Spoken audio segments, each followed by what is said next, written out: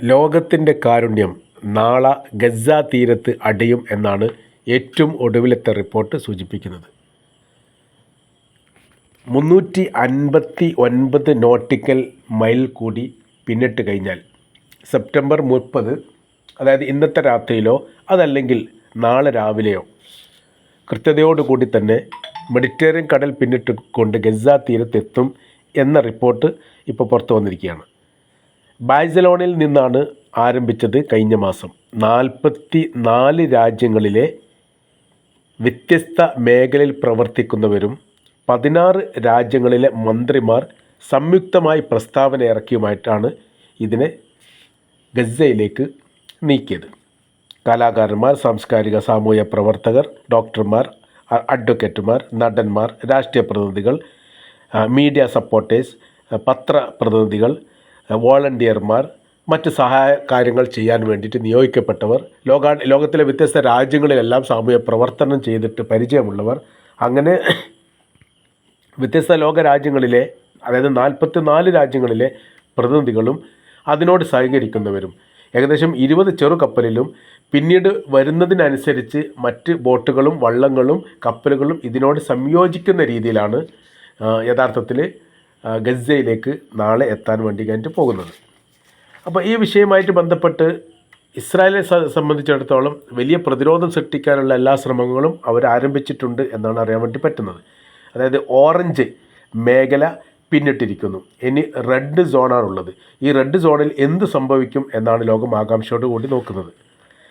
18 വർഷത്തെ നാവിക ചരിത്രത്തിൽ, അതായത് ഇസ്രായേലിൻ്റെ ചരിത്രത്തിൽ ആദ്യമായിട്ടാണ് സുമദ് ഫോർട്ടില എന്ന് പറഞ്ഞിട്ടൊരു സംവിധാനം ഇസ്രായേലിനെതിരെ ഗസക്ക് കാരുണ്യമായിട്ട് എത്തുന്നത്. 4 ദിവസമാണ് അതിൻ്റെ 4 ദിവസം കൂടി കഴിഞ്ഞാൽ എത്തുമെന്നാണ് പറഞ്ഞത്. എന്നാൽ കുറച്ചും കൂടി വേഗത്തിലായിട്ടുണ്ട് എന്നാണ് പറഞ്ഞത്. ഇറ്റലി, സ്പെയിന് എന്നീ രാജ്യങ്ങൾ, ഇറ്റലി യുദ്ധക്കപ്പൽ അയച്ചിട്ടുണ്ട്, സ്പെയിന് യുദ്ധക്കപ്പലിനെ അയക്കാൻ വേണ്ടി തീരുമാനിക്കുകയും ചെയ്തിട്ടുണ്ട്. അപ്പോൾ ഇപ്പോഴത്തെ രാഷ്ട്രീയ സാഹചര്യങ്ങളൊക്കെ വിലയിരുത്തുന്ന സമയത്ത് ഏറെക്കുറെ ലോകരാജ്യങ്ങളിൽ നിന്ന് ഇസ്രായേൽ ഒറ്റപ്പെട്ടു പോവുകയും മുന്നേറാൻ സാധിക്കാത്ത വിധം പ്രതിസന്ധിയിലാവുകയും ചെയ്തിട്ടുണ്ട്. ഞങ്ങൾ യുദ്ധത്തിനല്ല വരുന്നത്, ഞങ്ങൾ വരുന്നത് കാരുണ്യ സഹായത്തിന് വേണ്ടിയാണ്. ഭക്ഷണവും മരുന്നും വസ്ത്രവും വെള്ളവും ജീവകാരുണ്യമായിരിക്കുന്ന എല്ലാ വസ്തുക്കൾ മാത്രമാണ് ഞങ്ങളോടൊപ്പം ഉള്ളത്. അത് ഞങ്ങൾക്ക് അനാഥമാക്കപ്പെട്ട, വിധവകളാക്കപ്പെട്ട, ഒരു നേരത്തെ ഭക്ഷണത്തിന് വേണ്ടി പ്രയാസം അനുഭവിക്കുന്ന, അല്ലെങ്കിൽ ഭക്ഷണം മുടക്കിക്കൊണ്ട് മരണത്തിലേക്ക് എത്തുന്ന സഹോദരന്മാരെ സഹായിക്കുക എന്നുള്ള മാനുഷികമായിരിക്കുന്ന പരിഗണനയാണ് സമുദ് ഫ്ലോട്ടില്ല എന്ന ഈ സംവിധാനത്തോടു കൂടി ഞങ്ങൾ പൂർത്തീകരിക്കുന്നത്. ഇത് 3ാമത്തെ തവണയാണ് സമാനമായ സംവിധാനം ഗസ തീരത്തേക്ക് എത്തുന്നത്. ആദ്യത്തെ പ്രാവശ്യം മിസൈൽ ആക്രമണം നടത്തിക്കൊണ്ട് പിന്തിരിപ്പിക്കുകയും 2ാമത്തെ പ്രാവശ്യം അറസ്റ്റ് ചെയ്തുകൊണ്ട് നീക്കുകയും ചെയ്തു. അതുകൊണ്ട് ലക്ഷ്യത്തിലെത്താൻ വേണ്ടി സാധിക്കാതെ തിരിഞ്ഞു പോകുന്നൊരു സ്ഥിതിയാണ് ഉണ്ടായത്. 3ാമത്തെ ഘട്ടത്തിലാണ് വലിയ സംവിധാനത്തോടുകൂടി യുദ്ധക്കപ്പലിനെയൊക്കെ സംഘടിപ്പിച്ചുകൊണ്ട് അവർ മുന്നേറുന്നത്. ഇതിനെ പ്രതിരോധിക്കുന്ന സമയത്ത് രാഷ്ട്രീയമായ രീതിയിൽ തന്നെ ഇസ്രായേലിന് വല്ലാത്ത രീതിയിൽ പ്രയാസങ്ങൾ ഉണ്ടാകും എന്നും വിലയിരുത്തുന്നു. അവരുടെ ഭാവിയിലുള്ള ജീവിതാവസ്ഥയുമായിട്ട് ബന്ധപ്പെട്ട് വലിയ പ്രയാസം തടഞ്ഞാൽ ഉണ്ടാകും എന്നൊരു മുന്നറിയിപ്പ് നിലവിൽ തന്നെ പല യൂറോപ്യൻ രാജ്യങ്ങളും ഇസ്രായേലിന് നൽകിയിട്ടുണ്ട്. ഓഗസ്റ്റ് 30 ബാഴ്സലോണയിൽ നിന്ന് കപ്പൽ പുറപ്പെടുന്നത്. സെപ്റ്റംബർ 30, ഒരു മാസം കൊണ്ട് എത്തും എന്നാണ് ഏറെക്കുറെ അവർ മനസ്സിലാക്കുന്നത്. അപ്പോൾ സർവ്വമേഖലയും വലിയ രീതിയിലുള്ള നിരീക്ഷണം നടത്തിക്കൊണ്ട് തന്നെ മുന്നേറിക്കൊണ്ടിരിക്കുകയാണ്. മെഡിറ്ററേനിയൻ കടലിൻ്റെ ചില ഭാഗങ്ങളിൽ ഇസ്രായേലിൻ്റെ യുദ്ധക്കപ്പൽ നങ്കൂരമിട്ടിരിക്കുന്നു ഇതിനെ തടയാൻ വേണ്ടി എന്ന റിപ്പോർട്ടൊക്കെ പുറത്തു വരുന്നു. ഈ വിഷയവുമായിട്ട് ബന്ധപ്പെട്ട് ഇതുവരെ അമേരിക്ക പ്രതികരിച്ചിട്ടില്ല. അമേരിക്കയുടെ ആക്ടിവിറ്റീസുകളും യഥാർത്ഥത്തിൽ ഈ കപ്പലുണ്ട്. അതുകൊണ്ട് തന്നെ ഒരു നിഷേധാത്മകമായ രീതിയിൽ സമീപിക്കാൻ വേണ്ടി സാധിക്കുകയില്ല. അമേരിക്കൻ സർക്കാരിനെ സംബന്ധിച്ചിടത്തോളം ഇസ്രായേൽ വിഷയവുമായിട്ട് ബന്ധപ്പെട്ട് വലിയ എതിർപ്പുകൾ ഇപ്പോൾ ഭരണ പ്രതിപക്ഷ കക്ഷികൾ ഒന്നായിട്ട് ആരോപിക്കുന്ന ഒരു സ്ഥിതിയിലാണ് ഈ അമേരിക്കൻ സർക്കാർ മുന്നോട്ട് പോകുന്നത്. അപ്പോൾ ജീവകാരുണ്യ വിഷയം തടയുന്ന ഒരു സാഹചര്യമുണ്ടായാൽ അത് സാരമായിട്ട് അമേരിക്കയുടെ രാഷ്ട്രീയത്തിൽ പ്രതിഫലിക്കും എന്ന് ഇൻ്റലിജൻസ് തന്നെ അമേരിക്കക്ക് റിപ്പോർട്ട് ചെയ്തിട്ടുണ്ട്. അവരുടെ ഉദ്ദേശ ലക്ഷ്യങ്ങൾ വളരെ കൃത്യമാണെന്നും ലോകത്തോട് പറയുന്നുണ്ട് എന്നും 44ഓളം രാജ്യത്തിലെ പ്രതിനിധികൾ ഉണ്ട് എന്നതൊക്കെ നിസ്സാരമായിട്ട് കാണാൻ വേണ്ടി സാധിക്കുകയില്ല. അപ്പോൾ മനുഷ്യരെ പട്ടിണിക്കിട്ട് കൊല്ലുന്ന ക്രൂരമായിരിക്കുന്ന പ്രവൃത്തി ഇസ്രായേൽ എന്ന് പറയുന്ന രാജ്യം ചെയ്യുമ്പോൾ അതിന് സപ്പോർട്ട് ചെയ്യുന്ന രീതിയിലുള്ള സമീപനം അമേരിക്കയുടെ ഭാഗത്തുനിന്ന് ഉണ്ടാകുന്നത് ഭാവി രാഷ്ട്രീയത്തിൽ അത് സാരമായിട്ട് ബാധിക്കും എന്നിടത്തേക്കാണ് കാര്യങ്ങൾ പോകുന്നത്. അതുകൊണ്ട് അമേരിക്കയെ സംബന്ധിച്ചിടത്തോളം ഈ വിഷയത്തിൽ ഇതുവരെ പ്രതിരോധവുമായിട്ട് ബന്ധപ്പെട്ട കാര്യത്തെക്കുറിച്ച് യാതൊരു പ്രതികരണം നടത്തിയിട്ടില്ല എന്നൊരു പ്രത്യേകതയുണ്ട്. ഇനി വരാൻ പോകുന്ന ദിവസത്തിൽ ഇവരുടെ നിലപാട് എന്താണ് എന്ന് ആകാംക്ഷയോട് കൂടി ലോകം നോക്കി നിൽക്കുകയുമാണ്. ഒരു പറയുന്ന പ്രധാനമായിരിക്കുന്ന കാര്യങ്ങളിൽ ഒന്ന് ഇങ്ങനെയാണ്: ഇപ്പോഴത്തെ ഒരു സാഹചര്യം ഇസ്രായേലിന് കൈകാര്യം ചെയ്യാൻ പാകത്തിലുള്ളതാണ് എന്ന് ഒറ്റ വാക്കിൽ അമേരിക്ക പറഞ്ഞു വെച്ചിട്ടുണ്ട്.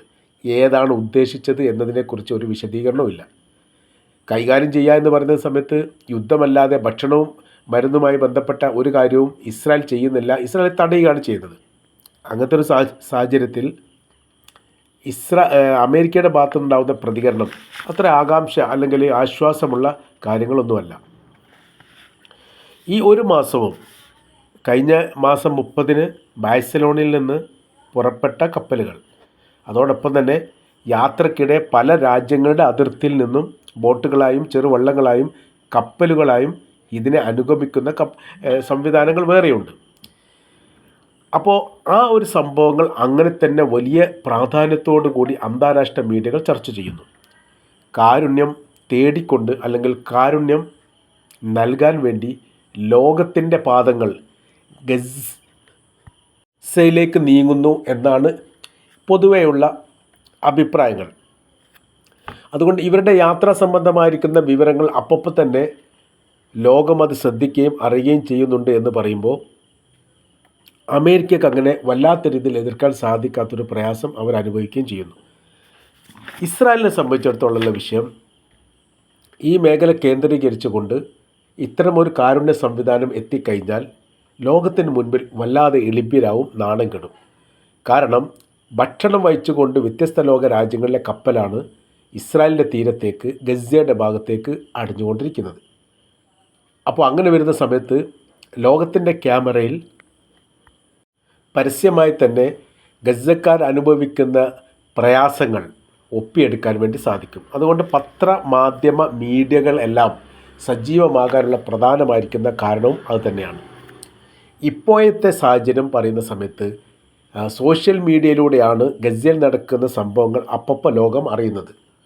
അതിൻ്റെ ഒരു പ്രയാസം, ഒരു നീറ്റൽ യഥാർത്ഥത്തിൽ ഇസ്രായേലിനുണ്ട്. അത് ഇതുവരെ അറിയാത്തതാണ്. ഗസക്ക് നേരെയോ പാലസ്തീന് നേരെയോ ഏത് തരത്തിലുള്ള ആക്രമണ രീതികൾ നടത്തിയാലും ഇസ്രായേൽ പറയുന്ന കാര്യങ്ങൾ മാത്രമായിരുന്നു ഇതുവരെ ലോകം കേട്ടിരുന്നത്. അതിൻ്റെ പ്രധാനമായിരിക്കുന്ന കാര്യം മാധ്യമ മീഡിയകളും സംവിധാനങ്ങളും ഏറ്റവും കൂടുതൽ യൂറോപ്യന്മാരെ അനുകൂലിച്ചും അവർക്ക് സപ്പോർട്ട് ചെയ്യുന്ന രീതിയിലുമാണ് റിപ്പോർട്ട് തയ്യാറാക്കാറുള്ളത് എന്നതാണ്. അൽ ജസീറ പോലെയുള്ള അന്താരാഷ്ട്ര അറേബ്യൻ ചാനലുകൾ വളർന്നതോടുകൂടി ആ രീതിക്ക് മാറ്റം വന്നു. പിന്നീട് അവരുടെ റിപ്പോർട്ട് സത്യസന്ധമാണ് എന്ന് ലോകം വിശ്വസിക്കുകയും അതിനുവേണ്ടി ലോകം പ്രതീക്ഷിക്കുകയും ചെയ്തു.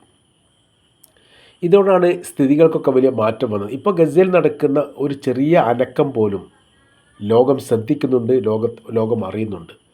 എന്നാൽ ഇസ്രായേൽ നടക്കുന്ന സംഭവങ്ങൾ ലോകം അറിയുന്നില്ല, ലോകത്തിന് ശ്രദ്ധിക്കാൻ കഴിയുന്നില്ല. കാര്യം അവിടെ വലിയ രീതിയിലുള്ള മീഡിയ നിയന്ത്രണങ്ങളുണ്ട്.